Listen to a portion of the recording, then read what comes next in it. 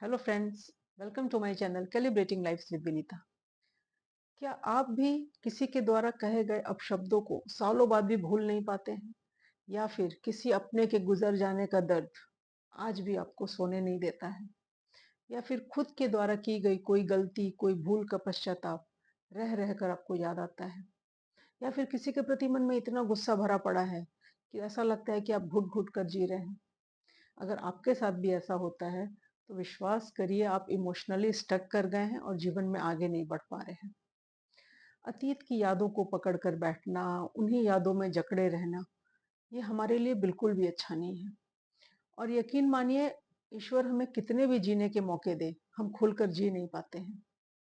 और अब तो कई स्टडीज ने भी प्रूव कर दिया है कि इस तरह के unresolved emotions, stress, negative feelings अगर हमारे मन में भरी पड़ी है तो हम जीवन में आगे नहीं बढ़ पाते हैं, और ये हमारे कई बीमारियों का कारण बन रहे हैं।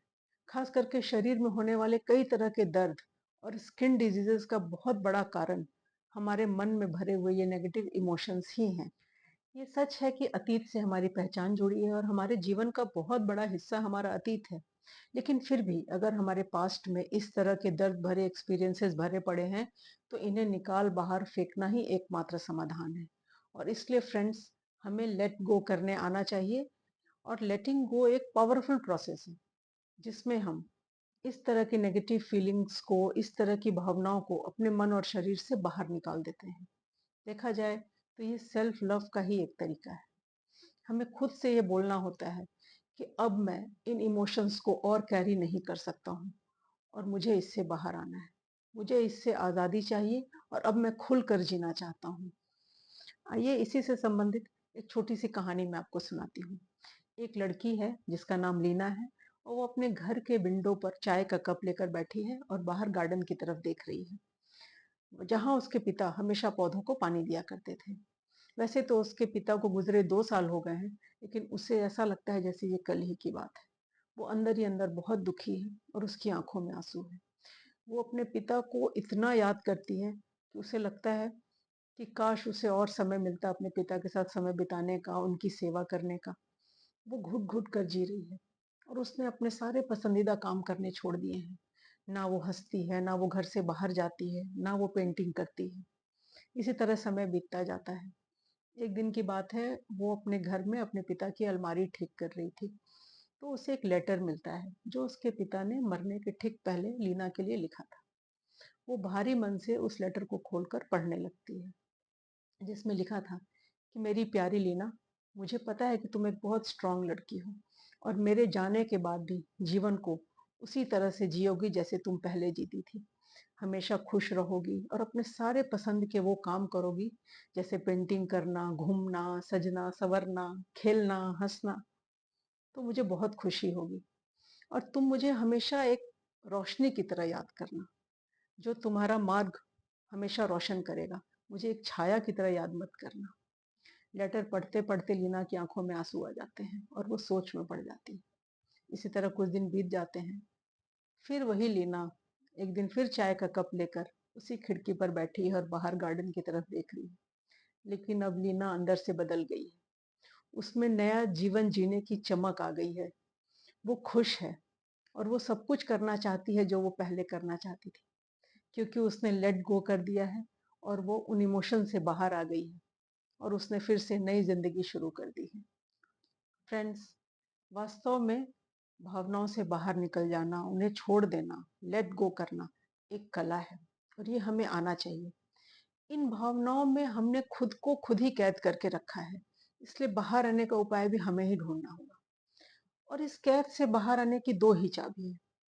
पहली चाबी है स्वीकार करना, एक्सेप्टेंस। सबसे पहले हमें अपनी भावना को पहचानने आना चाहिए। भावना को महसूस करें, जो भी है, गिल्ट है, डर है, गुस्सा है, पछतावा है। और फिर खुद से ये बात करनी चाहिए कि मुझे इस भावना की अब जरूरत नहीं है, और उसे अलाउ करें जाने के लिए। और जब आप भावना को देखेंगे तो आपको लगेगा कि आपके मन से वो भावना निकल रही है। भावना से लड़ना नहीं है, ना उसको पकड़ के रखना है। चाहे तो जी भर कर रो ले, जिससे आपका मन हल्का हो जाएगा और वो बात आपके मन से निकल जाएगी। या फिर किसी अपने को जिस पर आप बहुत ट्रस्ट करते हो, उनको अपने मन की सारी बात बता सकते हैं और मन हल्का कर सकते हैं। बहुत से लोग क्या करते हैं, शराब में डूबकर या दिन रात मोबाइल में खोकर, पार्टी कर कर इस तरह के नेगेटिव इमोशन से बाहर आने की कोशिश करते हैं, पर ये उनके लिए बिल्कुल भी अच्छा नहीं है। इसलिए हमें कोशिश करनी चाहिए कि हेल्दी तरीके से हम अपने मन को शांत करें और इस तरह के नेगेटिव इमोशन से बाहर आएं।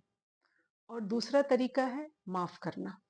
अगर किसी दोस्त ने अपशब्द कह दिए हैं, किसी कोलीग ने आपका बहुत फायदा उठाया है, या कोई बहुत अपना इस दुनिया से चला गया है, तो भी इन इमोशन से बाहर आना ही होगा जीवन को बेहतर तरीके से जीने के लिए। और कुछ लोग तो ऐसा करते हैं कि कॉन्शियसली उस दुख को बार बार याद करते हैं और खुद को मेंटली और फिजिकली दोनों तरह से टॉर्चर करते हैं। ये बिल्कुल नहीं करना है। हमारे भारतीय परंपरा में हमेशा से माफी को बहुत बड़ा स्थान दिया गया है। इसलिए कोशिश करें, उन सभी लोगों को माफ करें जिन्होंने आपके साथ बुरा किया है, और साथ ही साथ खुद को भी माफ करें अगर अपनी कोई गलती, कोई भूल आपको बार बार पछतावा होता है जिसकी वजह से। और इस तरह से माफ करें और आगे बढ़ें।